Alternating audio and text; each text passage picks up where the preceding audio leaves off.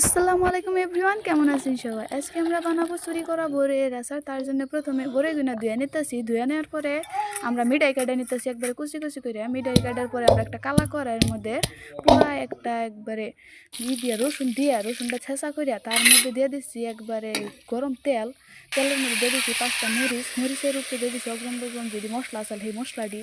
মশলার পরে দিয়ে দিচ্ছি আমরা বড়ই, আর বড়ইগুলো অল্প নাড়াচাড়া করার পরে দিয়ে দিচ্ছি পানি। পানি দেওয়ার পরে বড়ইটা গাইয়া দিচ্ছি হেতু আবার নি। আর আজকের ভিডিওটা আমরা বানাইতেছি একবারে পুরো মিয়া ভাষা দিয়ে। তো আমরা যদি বুঝার অসুবিধা হয় কালকা থেকে বাংলা ভাষায় করবো। আর তারপরে দিয়ে দিতেছি আমি একবারে যে কাডার মিডাইয়ের পরে দিয়ে দিচ্ছি আমার নানা একবারে নিজের হাতে বানাই না খেজুরের রস, নিজে গাছ কাইডা বানাই সেই রস দিয়ে দিতেছি। তারপরে আমরা এগুলো নাইরা চাইরা তারপরে একবার রান্না নিয়ে পুরো একবারে মিডিয়াম আছে রান্না নিতেছি। নাইরা সাইরা রান্না নেওয়ার পর এই যে আমাকে বড় হয়ে গেছে, একটা একটা বড় হয়েছে কিন্তু একবারে পুরো এটা আমরা ইফতারের পরে খাবো। আর রান্নারা কিন্তু এই বড়ইটা একবারে 3-4 মাস বইরা খাওয়াবেন। আমরা কিন্তু আজকের রাইতে খাই হাল দিমু। তো আজকের মতো এইটা।